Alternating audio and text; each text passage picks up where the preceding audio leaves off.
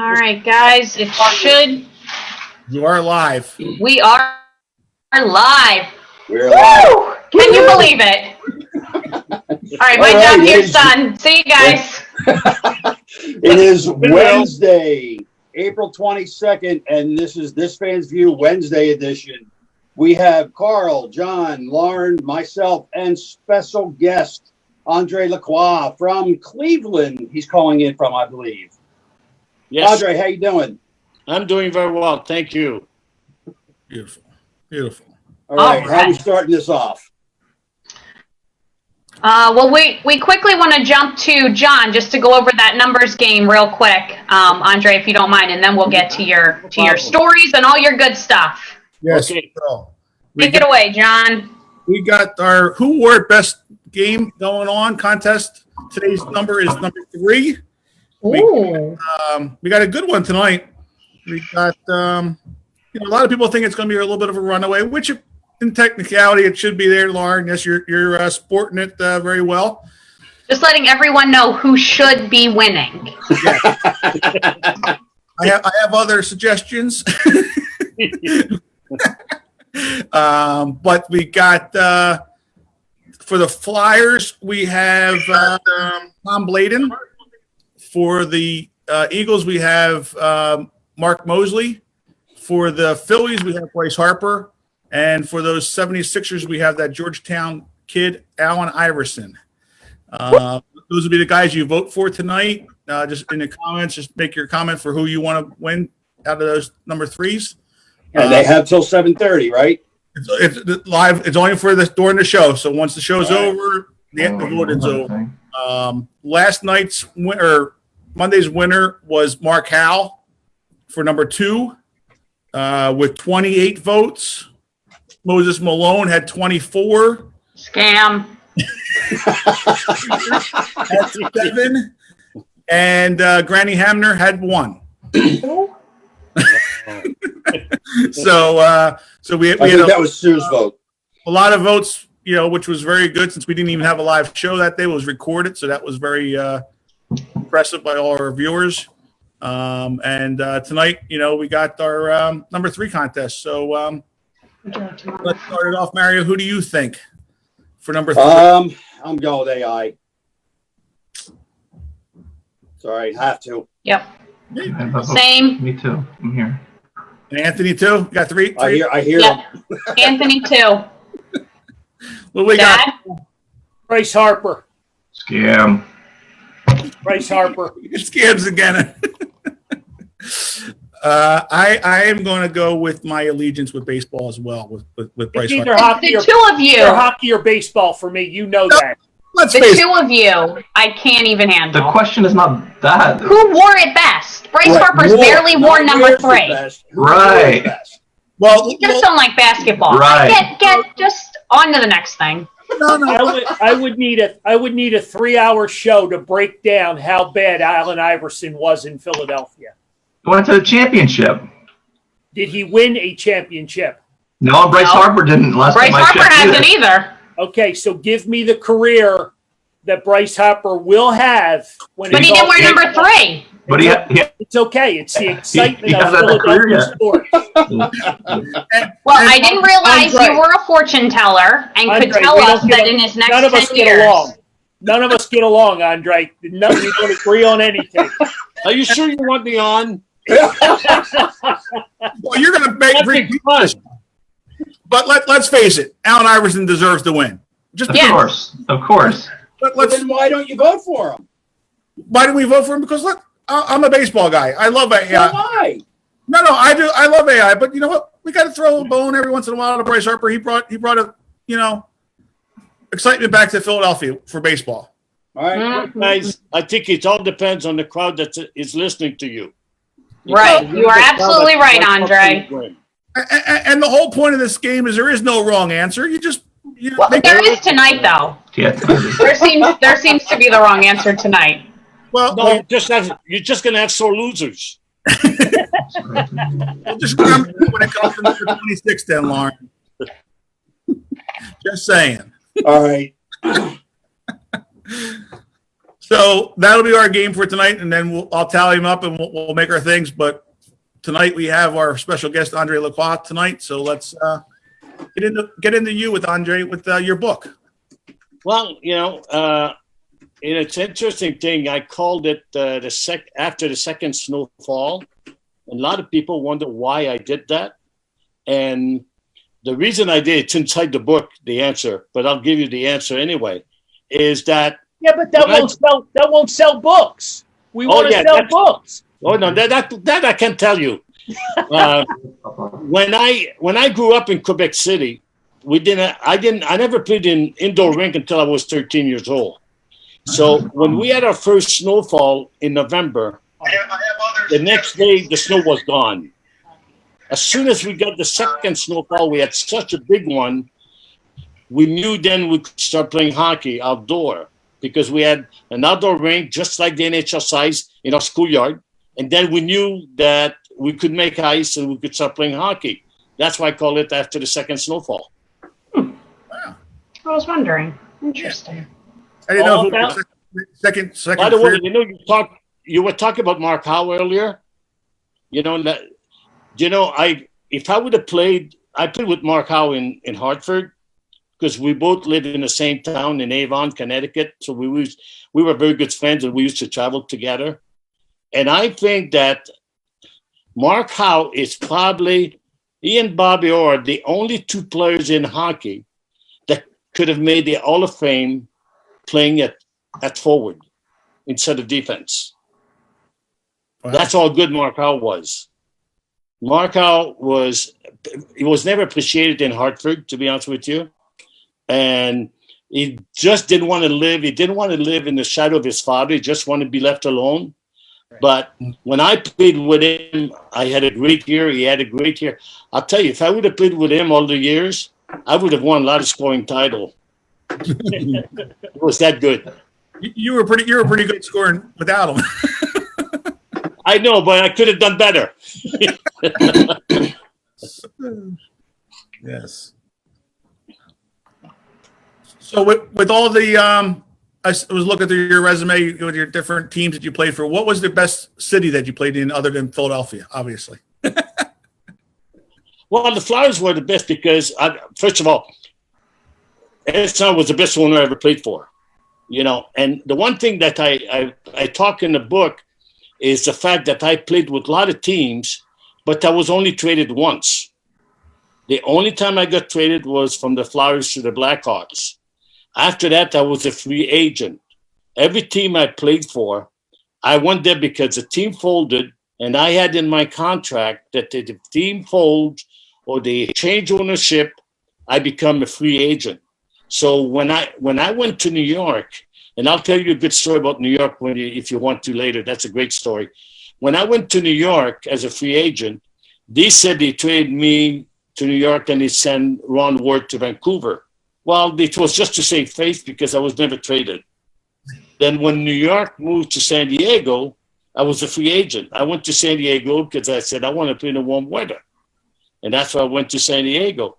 Then when San Diego folded, I was a free agent. I said, well, might as well go to Houston. I always tried to pick a team that I felt that I had to have a team in that city. That's why I went to New York. I said, the league can't survive without New York. Well, we lasted 2 months. So I always tried to pick a team that had success. So I knew that maybe I was stable for a change.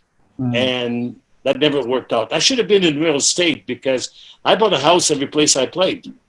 And I didn't make money on the houses because it wasn't there long enough. So I should have been a real estate agent as well. So we do have a couple of questions coming in from people that are watching. First one I see is, how was your experience in Philadelphia? Oh, what's what? How was your experience when you played in Philly? How was your experience here? Well, to be honest with you, when I came to the Flyers, I figured I was there for the rest of my career. You know, when you're young, you go play for a team, you don't think you're going to get traded. When I played with the Flyers, my toughest decision in my professional career happened with the Flyers. And the reason I say that is because when I was called up in 1967 with 17 games to go, I was playing in Quebec City. I was leading the league in scoring by about 25 points. I had 6 hat tricks, tying the record. I was going for the record with 7 hat tricks. The Booster Club had given me a car. And then I get called up by the Flyers, play a game in Pittsburgh, my first game in Pittsburgh. We tie 1-1, and I scored a goal. So I come back to Philadelphia on a Sunday night, playing Minnesota. I score 1 goal and have 3 assists. The next day, I go see Poirier with my bag, getting ready to go to Quebec.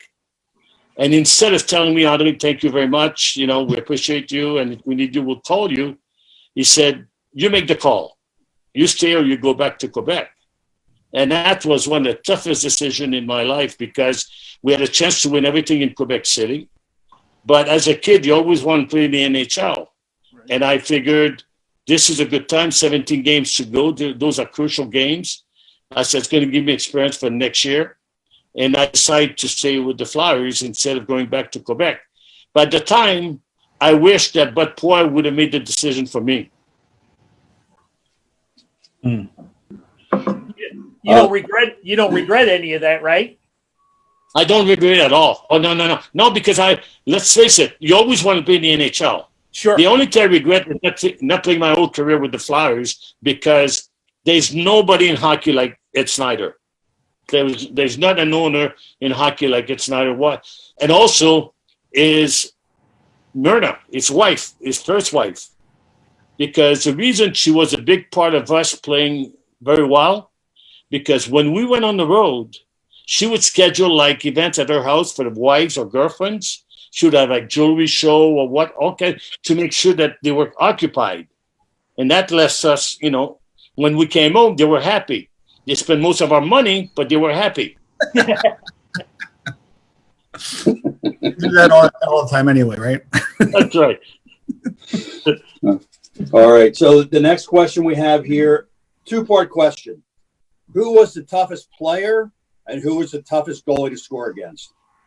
The toughest goalie to score against was Jerry Cheevers for me. And the reason it was Jerry Cheevers because Jerry Cheevers was one of the first goalie to come out of his zone, and you never knew what he was going to call and poke check you.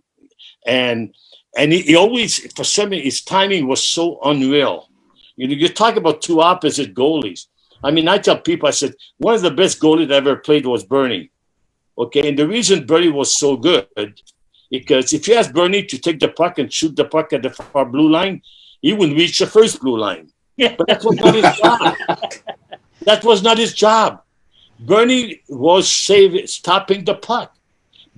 In practice, if you scored on him in practice, the next guy couldn't shoot. Bernie had to figure out why the guy scored. That's why he was so good. So Bernie played goalie like a goalie should be playing. You don't have any good goalies anymore like Martin Brodeur and Bernie Perrant. You don't. There's not a good goalie in the NHL anymore. They all average, to be honest with you. But that's the way it is. The toughest guy, I would say, Terry Harper, when he played for the Canadiens, when I first came up. The reason I say that is because if you ask Bobby Hall will tell you that Terry Harper was the toughest defenseman he ever played against. He couldn't skate. He couldn't shoot the puck. But 1-on-1, you couldn't beat him. He was that good 1-on-1. So, everybody's got different guys that, depends on your style. For me, that was Terry Harper. Let's can we talk a little bit about Gordie Howe, Mr. Hockey? I'm sure you played against him a few times. Well, we played together. Right. Played against each other. And Gordie and I became very, very good friends. When we were in Hartford, there were 4 of us that were the oldest players on the team. Gordie, myself, Davey Keon, and Johnny McKenzie. And when we went on the road, Pie McKenzie and Davey Keon liked to hang around together, and Gordie and I would hang around together. And we would go and have a couple of beers and have a meal. On the way back, he used to say, well, let's go check on the boys. He always check on Mark and Marty, always.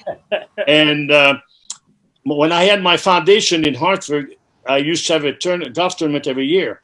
And I used to say to Gordie, I said, my golf tournament is on a certain date. He said, well, talk to Colleen. I said, no. I'm not talking to Colleen. I'm telling you. Because you had to go to Colleen with everything. I said, I'm not going to Colleen. I said, Gordie, is the date. And he always showed up. Always showed up. To me, people always ask me, who was the greatest hockey player ever? Okay. And Gretzky was the best of his era.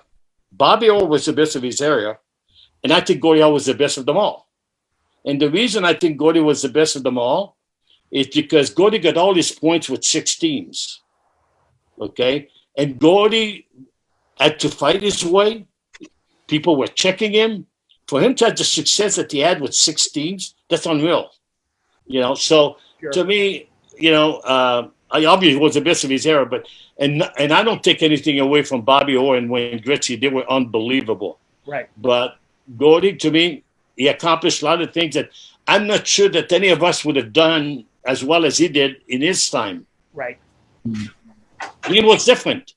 You see, Wayne Gretzky got a lot of room because of Dave Semenko. Right. Gordie Howe didn't get any room because of anybody. Right. He made his own. Okay. And that's why I think, to me, he was it. Right. And Gretzky was a little bit different. He played behind the You crease. can do that today. And you don't, right. You see, that's why when the Flyers, were tough, the year that the Flyers won the Cup, I don't think they would be close to that today if they played today. Because everybody played the way the Flyers played then. Nobody took a back seat to the Flyers. Now, in the past, they were afraid to come to Philadelphia because there was no such rule as the third man in. So if Schultz had a problem, Salisky jumped in or Bob Kelly jumped in. Oh, so what? No problem. I'll get another 5. No big deal. But today, you can't do that today. Right. Yeah. Everybody's bigger and tougher today, and that's a different game. Yeah. I don't watch much hockey anymore. I don't. Yeah. So just real quick, jumping back to your goalie comment about how you said that they're different now, than they were back then. Why do you think that is, or what happened in the sport that made that happen? That's a very good question, Lauren. And the answer is very simple. Is any your goalie that's got a goalie instructor, I tell them, get rid of them.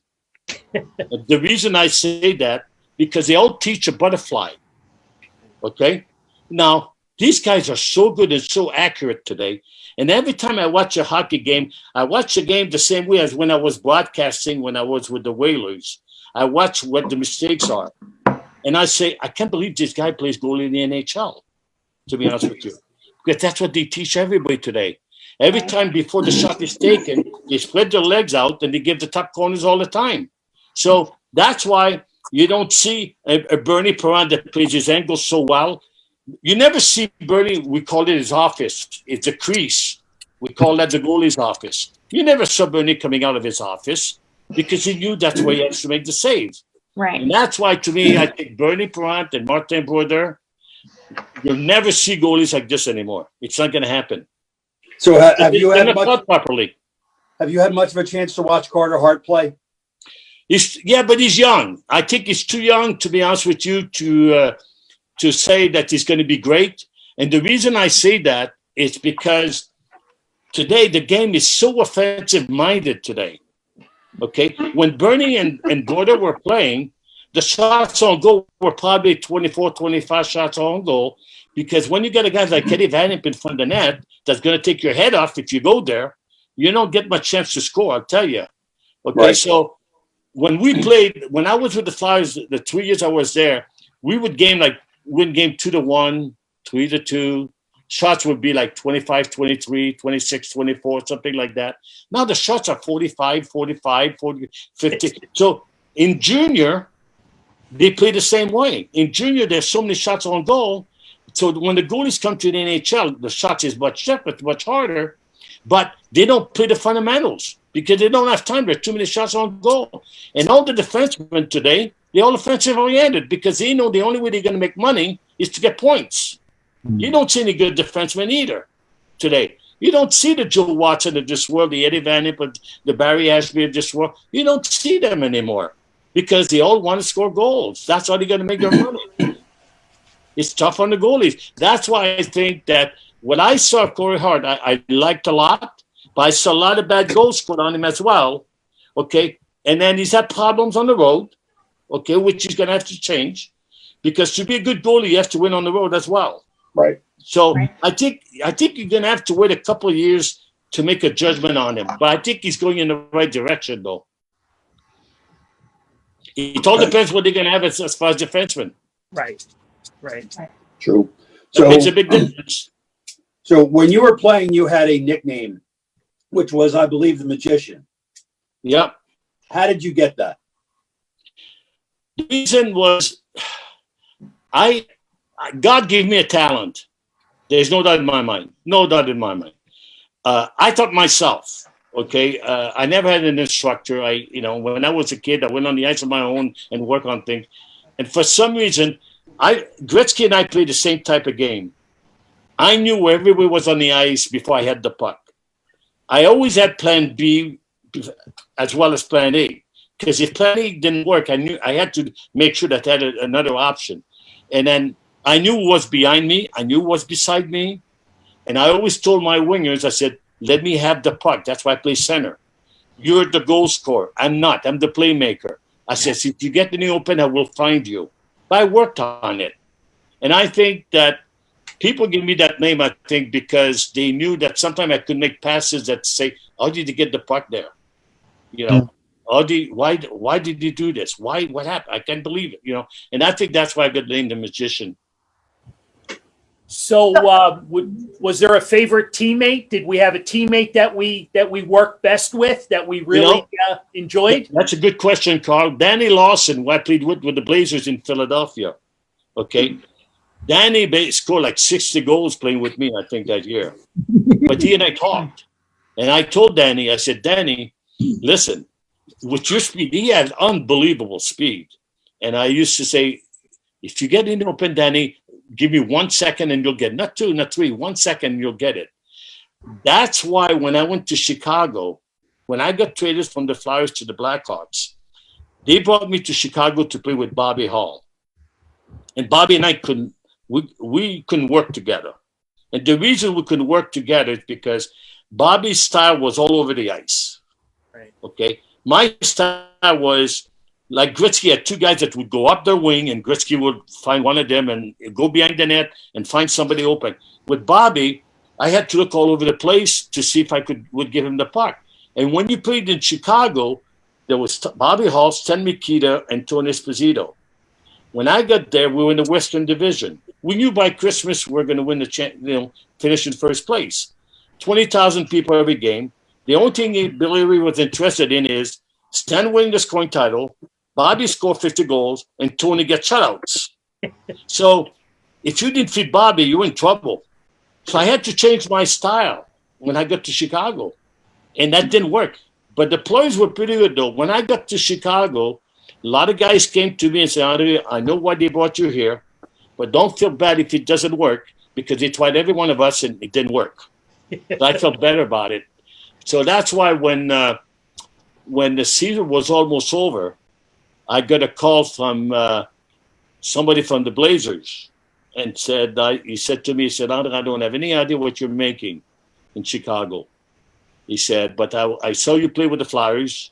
I used to have season tickets. I want you to come back to Philadelphia. I have a franchise in WHA. At the time, I was making, in 1971, 72, I was making $31,000. So he said, I'll double your salary, give you a 5-year deal. I said, I'm gone. I'm gone.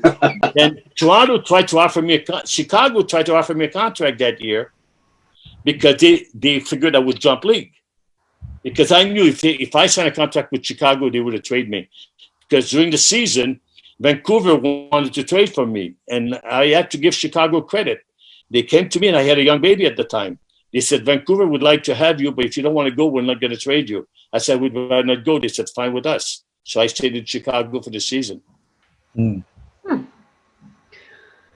So you said that your nickname, the Magician, when you were answering that, you mentioned that you knew you had a talent. Yep. What age did you realize that you could really make a career out of your hockey skills?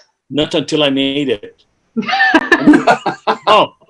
the reason I answer that, it's because all my career, everybody told me I was too short. I'll never make it. And I said, I need to prove them wrong.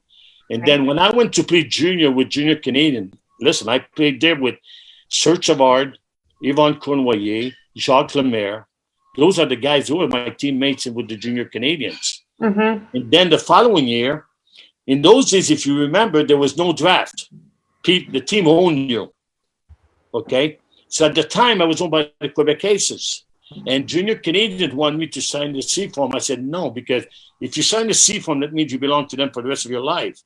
Well, the following year, they sent me to Peterborough. Well, I couldn't speak English, and nobody could speak French there. They figured I would sign the C form. Best thing that ever happened to me to go to Peterborough, because I won the Red Tilson 2 years in a row as the MVP. There's only a handful of us that have done that.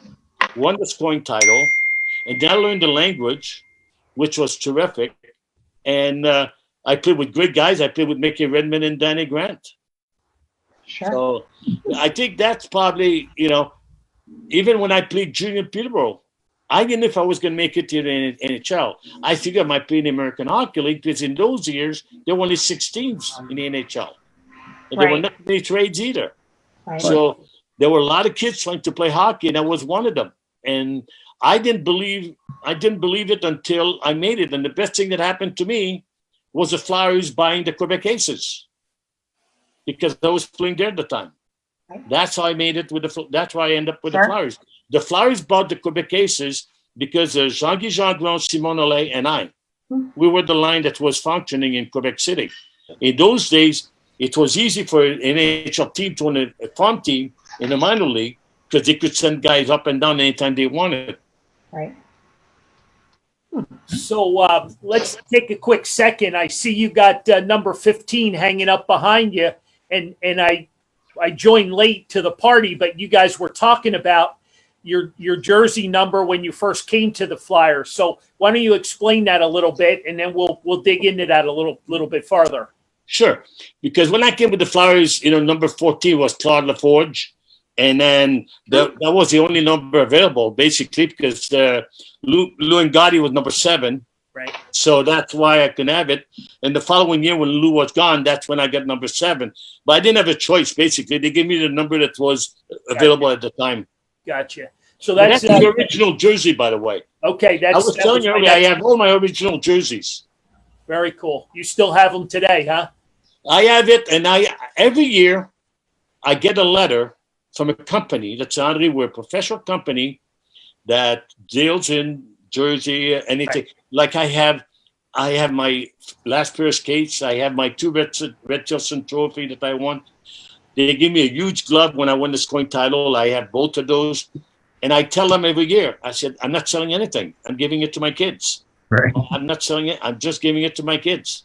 I have all kinds of good stuff at home. And now I hung a lot of stuff at my place because I don't like to leave it in the basement, I said. Right. So, and the wall are kind of blank, and I live by myself.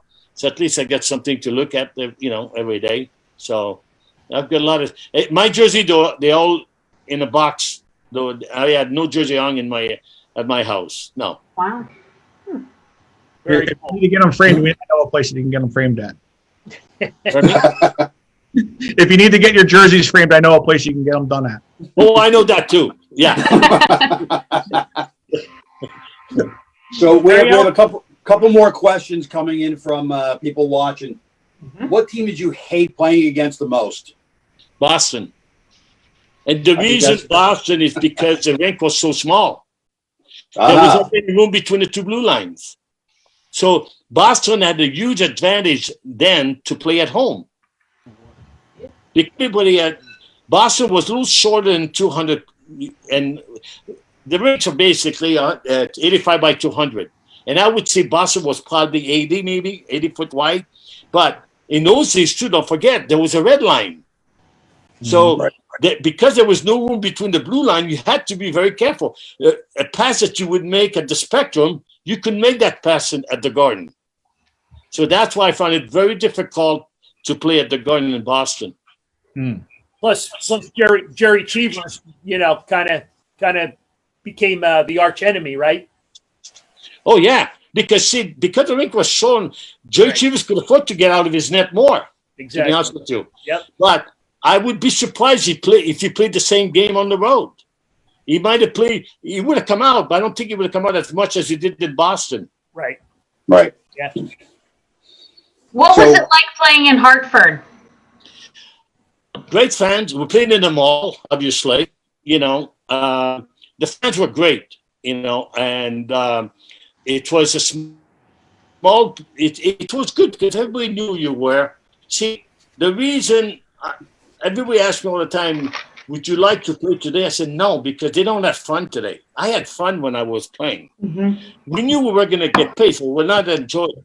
Today, every single player today doesn't care what they play. They don't care if they play in Philadelphia or any place else. They just want the money, to be honest with you. Okay? And it's a sad day in hockey, to be honest with you, because these kids don't have fans anywhere because nobody buys houses anymore. First of all, they're too young. Most of them are single. Most of them go home in summer. They don't stick around. Okay? So if you didn't have a great alumni team in Hartford like you do now, in Philadelphia, you would have problems because the alumni is unbelievable in Philadelphia.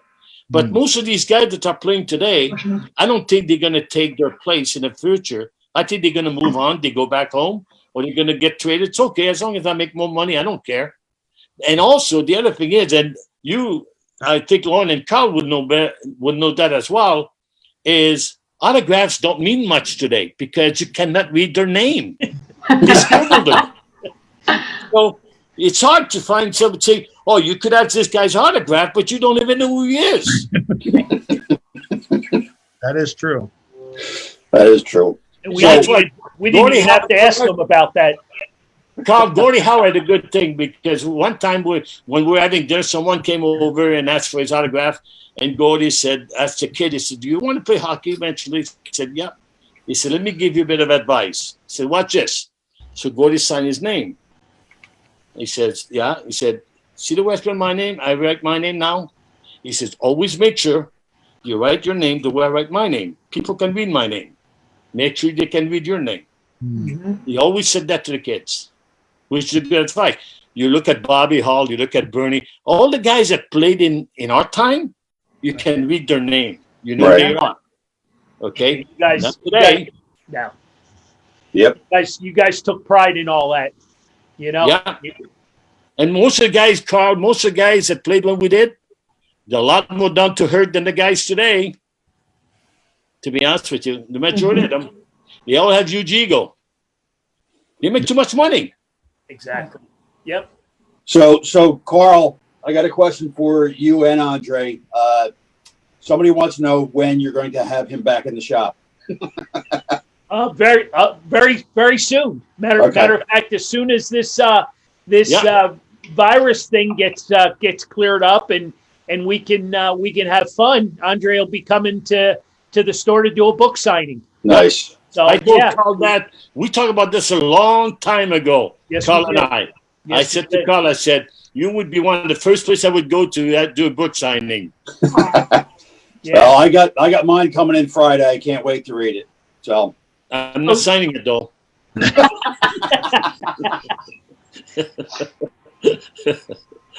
He has a problem with some of our guests. So I can tell. no, it's not the guest. It's more the host than it is the guests. It's a good thing you guys are not together. There could be a fight there. You ought to see us when we are. But let's talk about the book a little bit. Okay. Let's when did you realize, and who gave you the idea and put that in your head that that you should write a book? Nobody called. The reason it came from me because I did not want to write a hockey book. Hockey books don't sell. Okay. And I have a unique situation. I'm the youngest of 14 kids, 7 boys, 7 girls. Wow. I'm the only one that played hockey. Okay. The first picture in the book is me with the whole family when I was 2 years old or so. Okay. I talk about my family. I talk about I played midget hockey when I was 13 years old, and we won 3 provincial championships, which never happened since then. I negotiate my own contracts. I talk about all the contracts that I signed. I talk about the money that I made every year. I talk about the bonuses that I had every year. I talk about my days in broadcasting with the Whalers. I talk about my coaches, good and bad ones, and I had one bad one in Philadelphia. And then I talk about stories that happened to me when I went to the New York Golden Blades. Good story with Lauren is too young, but you guys might have heard of the magazine Viva. I don't know that I have. I've heard of it. Viva came out in the 70s, okay? And Viva was trying to compete with Playboy, but for women. Oh, okay. Diva Okay. magazine. Gotcha. Then Okay. when I signed with New York, I was living in Philadelphia, and I get a call from the owner. He said, "I want you to come for a meeting." It's okay. So I get to New York, and I walk in the office, and at the time, my wife was with me, and then the secretary told my wife, "So you're going to go out for lunch with me, and Andre's going to go out with these 3 beauties there." The 3 gorgeous girls that took me out to lunch. Okay, these 3 girls used to work for Penthouse. They took me out to lunch, and they said, "Andre, we would like you to be in our 2nd edition." The 1st edition was some boxer, I don't remember who it was. And they said, "We would like you to come," and say, "We'll take pictures of you in the shower, in the shadow, and all that stuff, you know." So I let them talk. And I said, "Well, I'm not interested." And said, "Why not?" I said, "Well, I have a lot of good reasons, but I'll give you 2. I said, "I have a brother who's a year older than I am, who's a priest. And he and I are best friends." I said, "I don't think my parents would appreciate that." I said, "I never did anything in my life that would make my parents unhappy." I said, "I'm not good." And I said, "The other reason is I don't want parents to tell their kids you don't want his autograph because he was in that magazine." Right. So I said, "I'll tell you though." I said, "If you go and ask Derek Sanderson, he'll do it." Because Derek at the time was a Joe Namath of Boston. Okay. They said, "We don't want Derek, we want you." I said, "I'm not doing it." And then I asked them, didn't matter if they offered me $50,000, I wouldn't have done it. I said to them, I said, "By the way," I said, "what would you pay for something like that if I did it?" Just see what they would say. They didn't pay anything to do it. But money was not an issue. I just want to find out whoever did it, what they were paying him. Sure. It didn't matter how much money they were going to offer me. I was not going to do it. I was not going to do it, you know. But that was my introduction to New York. You like that, Lauren? So we have somebody watching from Quebec. Oh, good. Is that Vincent? Stephanie Harvey is watching from Quebec. She wants to know if you keep a good memory about J.C. Tremblay. Oh, yeah. J.C. Tremblay. And another guy I'll tell you too, Mark Tardif. See, J.C. Tremblay was so smart. He didn't have the speed, but he was so smart with the puck. He was not as good defensively as he was offensively. See, that's the difference between Mark Howe and the rest of them. To me, Mark Howe and Bobby Orr are very much alike. GC to me was more like a Dennis Potvin type of player. But GC could control the game completely. Anytime he was on the ice, he took charge and he would make a big difference. And the reason I say Mark Tardif is because if Mark Tardif didn't jump from the Canadian to the Quebec Nordiques, I'll bet you Mark Tardif would be in the Hall of Fame. That's how good he was. But for some reason, the Hall of Fame will put players from Russia on the Hall of Fame, but they won't put people that went to the WHA. That doesn't make sense to me. Mark Tardif should be in the Hall of Fame. They're still holding the grudge, eh? Pardon me? They're still holding a grudge? Oh, big time. Absolutely. Yeah. They're not going to let that go either. Right. Yeah. But at the same time, let's face it, the only reason the NHL is as successful as it is today because of WHA. Right. Because salary changed when the WHA came in. I tell people, when I jumped league, a lot of players that played on the Flyers were playing in Quebec City. If it was not for the WHA, a lot of these guys would have probably been in Quebec City the rest of their life.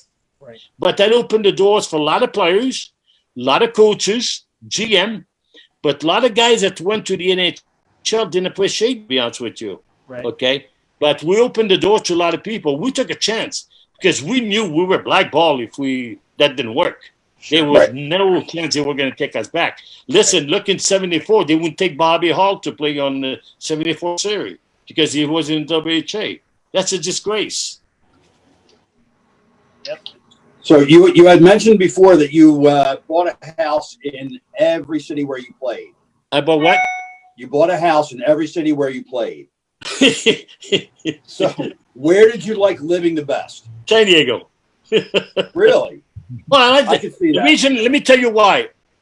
The reason I like San Diego is because when I negotiated a contract there with Buzzy Bavasi, who was working for Ray Kroc. In 1974, Ray Kroc was worth $500 million. Buzzy Bavasi was a manager of the Padres. And when Ray Kroc bought the team, he put Buzzy Bavasi in charge of the hockey team as well. And Buzzy called me in Philadelphia. So I wanted to come to San Diego. Basically said, I'm going to make you an offer you can't refuse. So I said, oh my God, here goes the mafia. So I go to San Diego because I negotiated my own contract. And at the time, I was I believe I was making like $155,000 a year in 1973, plus bonuses. And I was making about $20,000 in bonuses every year. That was a lot of money. And then he offered me, and there was no computer then. You had to call your attorney. My attorney was in Cherry, New Jersey. So he makes me an offer without bonuses now. So let me call my attorney. Excuse me. He said, now sit down. We'll talk. Okay. So to make a long story short, at one point I told him I would like to get a McDonald's franchise. He said, do you know why Reggie Jackson is not with the Padres? Reggie Jackson was a free agent that year. And what happened was he went to the Padres. He was signed with the Padres. They gave him a McDonald's franchise. And Rick Kroc said, absolutely not. I don't mix business with sports. So I said, I guess if Reggie's not going to get a franchise, I'm not going to get one. So we discussed. We finally came to term. And what made the deal was he gave me $175,000 a year for 6 years, personal guarantee by Ray Kroc, which meant that if the league fold, I'm going to get paid anyway because Ray Kroc is worth $500 million. After I signed the deal, Ray Kroc didn't like hockey, period. So the team moved to Winnipeg, I believe, or everywhere, someplace else. So the agreement we had was I was going to play. We had to agree where I was going to play. So his attorney called my attorney, and he said, I understand Mr. Kroc has a liability to Mr. Lacroix, and he will respect it. And that's when I went to Houston because I figured Houston had won the championship, and they had the oil business. I said, that should be good. They go to Houston, buy a house in Houston, team fold after 1 year. So I said, okay, I tried the burger business. I tried the oil business. I said, might as well try the insurance business. That's why I went to Hartford. And that's why I finished my career with the Whalers. Wow. Interesting. Hey, speaking of the Whalers, do you think they ever stand a chance to get a franchise back there? No. No. All right. And the reason it's too small of a market. And they would have to get the Boston rights again to get a team. I'm not sure Boston would give it to them. I think it was a great city for minor league. See, too many. You cannot make it with just the attendance. You need to have big sponsors. And most of the big sponsors, a lot of the insurance companies have moved out of Hartford. So they're not the same as Quebec. You would think Quebec-Montreal was such a huge rivalry, but most of the business in Quebec have gone to Montreal or Toronto. So a lot of business from Hartford have moved to Boston or someplace else. So there's not enough big businesses to support the hockey team there. Right. You would sell out, but that you would lose your shirt. It's still one of the biggest. It's still one of the biggest merchandise sell in the country. The Whalers. Right. Oh, they love the logo. Oh, they have a store at the airport in Hartford. At the airport. Would you say that the 74 Canada team was maybe one of your biggest accomplishments? Yes, I think being in the NHL. No, I don't think so. The more I think of it, my biggest accomplishment was the year that I had 44 goals and 106 assists. And the reason I say that is because there's only 4 players in the history of hockey that had at least 100 assists in a season. Bobby Orr, Mario Lemieux, Wayne Gretzky, and me. Right. We're the only 4 that had at least 100 assists in one season. And to me, as a center, I scored 50 goals one year. I always had at least 30 goals. But to me, I always said getting 100 assists in one season, it's like batting 400 in baseball. And to me, I have the puck, as a matter of fact. I kept the puck of it was against Indianapolis that I had my 100 assists. And to me, that was the biggest accomplishment that I've had in hockey. Sure. Wow.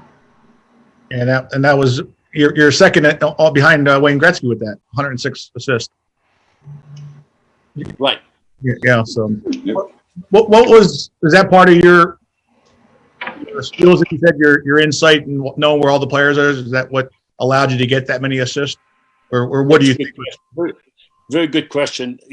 Is where everybody was and not overhandle the puck. You see, today the guys, they all want to be fancy. They all want to be the second guy. Okay. And I always tell the kids I coach, I said, guys, there's a rule in hockey. If you have the puck on your stick more than 5 seconds, okay, you're done. Okay. As a matter of fact, I don't know if you can see, I'll try to show it to you. Ooh. This is my Team Canada stick when I played. Okay. The reason I want to show you, I want to show you the blade. You can see the blade? Okay. It's straight. I never played with a curved stick. Never. Davey Keon and I are the only one that play with a straight blade. And the reason I play with a straight blade is because when you play center, if you want to make a pass, being a left-hand shot, if I want to make a pass to my left wing, I don't have time to turn them on to make a pass on my forehand. I have to make a pass on my backhand. And the only way you can make an accurate pass is to have a straight blade. And I couldn't shoot the puck as hard as Bobby Hall or Dennis Hall, but I could shoot the puck pretty hard. But that was not my game. My game was somebody else to shoot the puck hard. My game was I would get on a breakaway. I was pretty good as far as beating the goalie.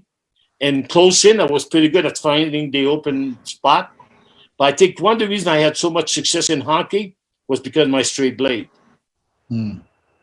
So let's talk about Philadelphia a little bit. We know all about your Flyers career, the Flyers career, your Blazers career. There was another local team that you played for. That's right, New Jersey Knights. New Jersey Knights. Were they in Cherry Hill at one time? Did they play out of Cherry Hill? Oh yeah, but I don't know if you know the story with Cherry Hill, but there was like a dip at center ice. I mean, that place was so bad that sometimes if you shut the puck would get in the dip and just fly right up. And the greatest thing about playing in Cherry Hill is to watch Gordie Howe coming off the school bus with his uniform on because he had to get dressed at the hotel. Because they only have one locker room, right? Yeah, they only had one locker room. And Bobby Hall carrying his own skate into the rink, and Bobby Hall and Gordie Howe. I mean, that picture is worth a lot of money. I'm surprised, Carl, you don't have a picture of that. I'm working on it. No, at the time I was living in West Orange. I had bought a house in West Orange, New Jersey, thinking I was going to be in New York for a long time. I was there 2 months. Okay, but they allowed me to live in my house. I still had a house in Philadelphia at the time. Then I had a house in Brigantine, New Jersey. But I stayed. They let me stay in my house in Philadelphia after games, and I would go back the next morning to New York to practice. So that was tough. Very cool. Great story. So do you still keep in touch with people that you played with before? You guys have very good question. All of you, I'm telling you. No, Not because you're smart. You just have good question. Something I've fine. never been accused of as being smart. No, the reason it's a good question. It's come back to what we talked at the start of the show. Kids don't get in touch with each other because they're not together long enough. Okay. After a game, we're trying to figure out we're going to Rexy's or where are we going for a beer. Okay. Today the kids are too young to go to a bar. Okay. But we were older then. Don't forget. If you were 28, 29 years old at the time, you were at your peak. If you're 28 years old today, you're out of hockey. You're too old. Because the 18-year-old are playing. There were not that many 18-year-old when I played. So I stay in touch with Bernie. I stay in touch with guys I played in Peterborough, in junior. And then when my book came out, and I put on my Facebook page, I get a Facebook thing from. I cried all night. I had so many good things that people wrote. One the kid I coach in Oakland said to me, "Coach, this is the only book I read all year." You know, that makes you feel good when you hear from kids that you coach. You know, like 20 years ago. You know, so but I keep in touch with a lot of guys that I played with. And the reason we can do that is because we're old enough to respect each other, basically. But a lot of them move back to Canada. It's harder. But most of the guys, and we know, listen, the one time I went to Carl's with Bernie, you know, Bernie and I couldn't wait to see each other, okay? We hugged each other. We were so happy. And I had not seen Bernie in years, okay? It's just that we have so much respect for each other. And we love what we did, okay, and we appreciate everything we did. But the key is that we always remain friends, always. Very cool. Very cool. Very cool. John O'Brien, you're very quiet tonight. Well, we got a lot of good stories. We've got a lot of questions coming in from the viewers as well. So I mean, Yeah. you got to do your role every once in a while. All right. I don't want you to feel left out. Well, I'm not. He's taking a nap. Come on now. Leave him take it. But Andre, you said the 106 goal or assist that you had, that was probably your best moment. Would that even top your being one of 6 players to have 6 straight years of 100 points? Yeah. You know, the reason it was because that year was so unbelievable. And because that's another good story. When I went that year, I won the French Canadian Athlete of the Year. Okay. And the French Athlete of the Year, it's like the Heisman Trophy in a way. So you go to Ottawa. I'd taken my dad to the reception. I was nominated. I was nominated with Guy Lafleur, who was playing for the Canadian, Marcel Dion, who was playing for the Kings, and they were both going for the scoring title in the National Hockey League. And I was just happy to be nominated because I said, there's no way they're gonna name someone from the WHA. So we go there, have dinner, then they name Guy Lafleur the winner of the trophy. So just before I get ready to leave with my dad, there were about 8 reporters or 9 reporters that were voting, but their vote was secret. Nobody could tell who they voted for. So one reporter comes to me and he said, Andre, something is wrong. So what do you mean? He said, I don't think Guy Lafleur won.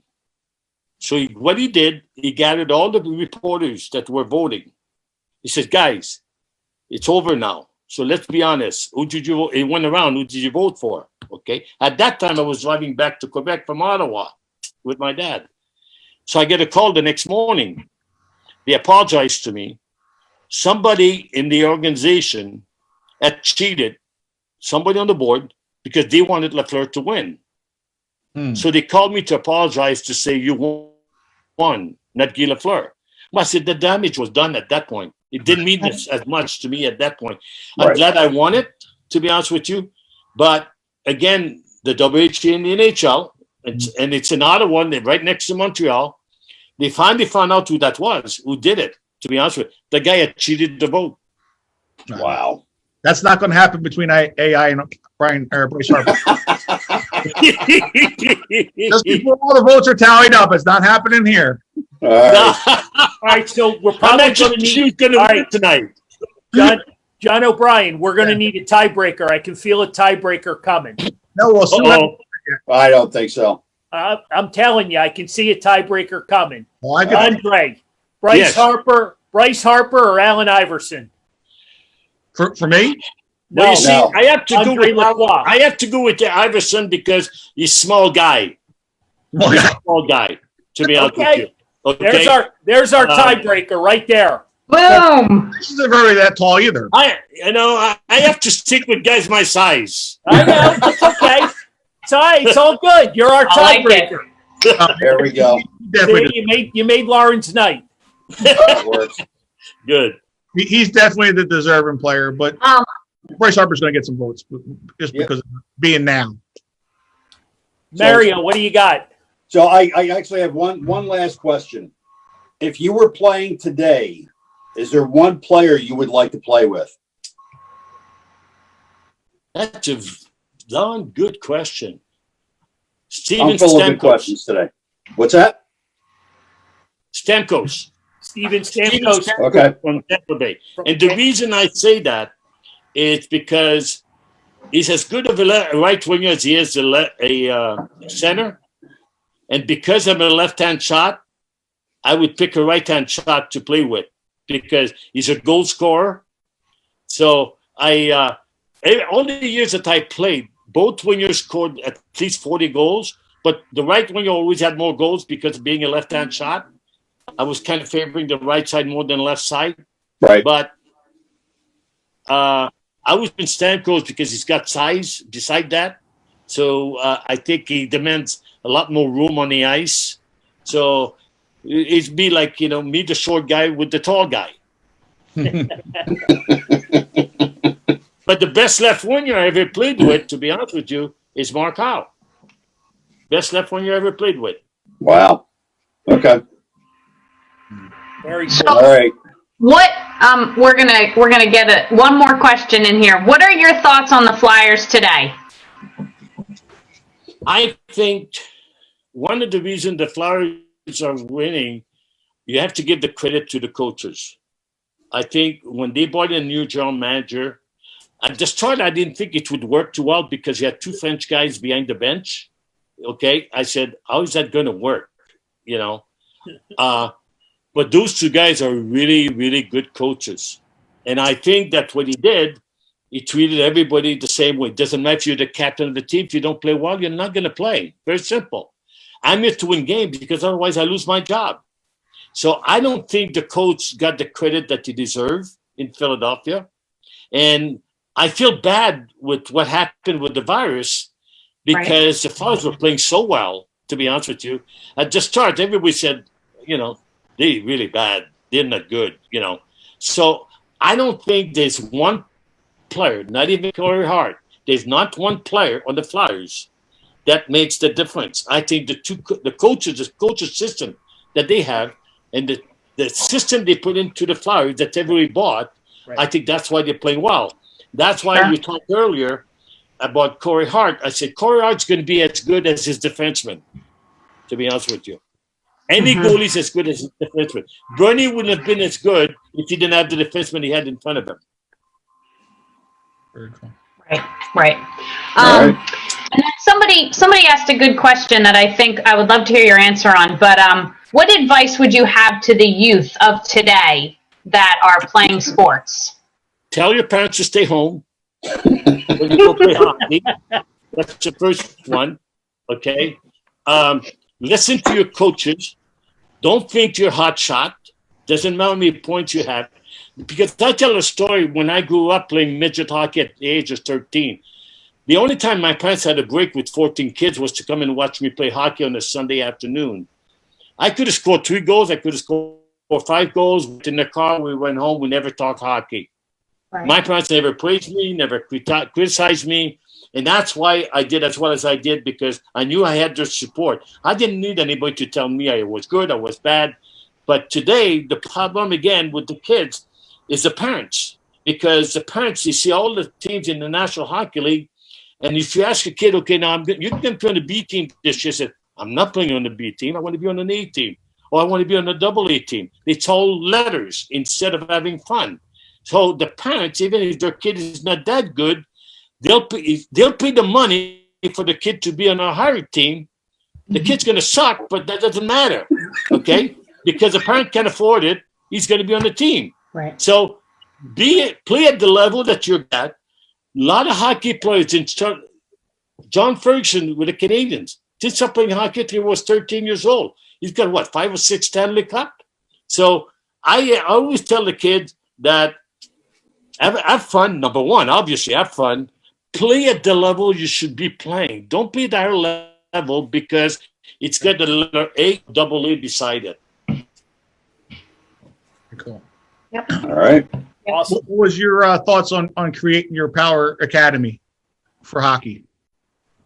Let's create what? What your Power Hockey Academy? What was the thought in that? I don't even know what that is. I thought you had an academy you started. Oh no, the Andre Lacroix. That's when I had in Oakland. Oh yeah, no, yes, no, yep. Yeah, I had in Oakland. That's what I did. I ran a hockey school. Mm-hmm. And to be honest with you, what I ran a hockey school for about 40 years. And what I did at the hockey school, I used to tell the parents, I would give private lesson.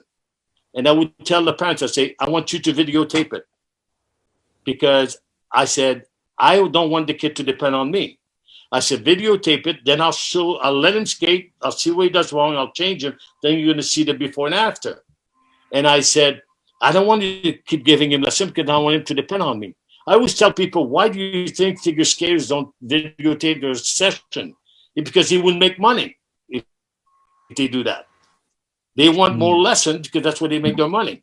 So I always videotape my private lesson, and I always tell the parents, and if the kid came back and then after 3 or 4 times didn't learn it, I found a reason not to give him lesson anymore because my reputation was on the line. I said, the parent will come and say, Andre Lacroix taught you that? Are you kidding me? I didn't want that. No. And what was your thought process for you being your own like agent, I guess, back in the day when making your own contracts, and how did you know how to do all those little ins and outs? For somebody that was asleep most of the night, you're doing a good job.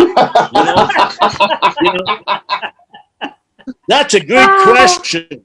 I'm not the only one who noticed that, Andre. I'm not the only one, right?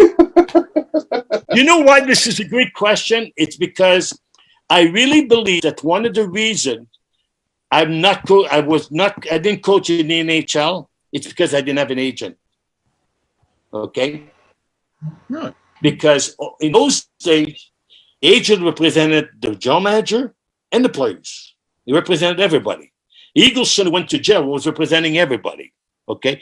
I didn't want him to represent me because I knew he would put me to one of his other lawyers, and I didn't want that because the only guy who was interested in was Bobby Orr.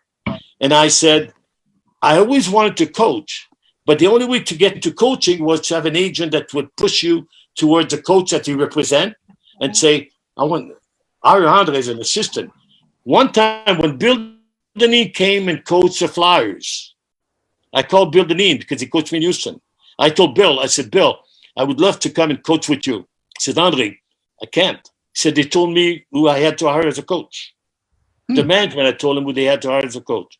So that's why it's a great question, because at the time, I felt it was more important for me to have a good relationship with the owners, because an agent might have got me maybe $10,000 more, but I would have to pay him in fees, to be honest with you. And I said, every team I played with, I always had a great relationship with the owners, and I always made good money, always. Yeah, very smart. Very good.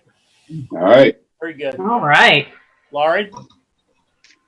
I mean, there's tons of other questions, but hey, we only got an hour. No, this is fun. This is a lot of fun. Yeah. Very cool. That's why a lot of things we talked about, to be honest with you, a lot of things we talk about is in the book, and then a lot of good stories. There's a great story. We don't have time now because it's late. A good story about Stasiak. They coached me, and you'll see there are a lot of good things there. So the book is available online at Amazon.com. But No, it's only for you, to you. yes, Andre and I. Andre is my agent, and we put this deal together. The book is available through Carl's Cards, Yep. but it'll come autographed. You'll get a special autographed card along with it. So check it out on the website. It's also on Facebook. Andre and I are partners now, so he's now my agent. So we've kind of flipped things a little bit here. So That's right. No, it's going to be a lot of fun. It's going to be a lot of fun. Tonight was fantastic. Anytime. We had a great time, a lot of questions, and I thank you from the bottom of my heart for coming on as a guest tonight and sharing stories, and you could probably talk for another 2 hours. Oh, we'll do that again. All right. All Yeah. right. And we'll post the winner for one of the jerseys tomorrow. So anyone who asked a question or commented tonight, you'll get to win one of those 2 jerseys there. And we'll announce that winner tomorrow. Yep, we got a Flyers jersey signed by Andre with original Flyer on it, and we've got a WHA All-Star jersey with his WHA Hall of Fame inscription on it. So you'll have your choice of either one, and we'll pick somebody tomorrow. And you can also look for Andre to appear at a card store in Havertown. How's that? Absolutely. Looking forward to it. There's only one. That's right. You guys all good? All good. Thank you very much, everybody. Thank you. Great. Thank you so Thank you. much. I appreciate it. Lauren, Stay well. thank you, Lauren. Yeah. I will. We'll talk later. Thank you. Thank you. Bye. Later.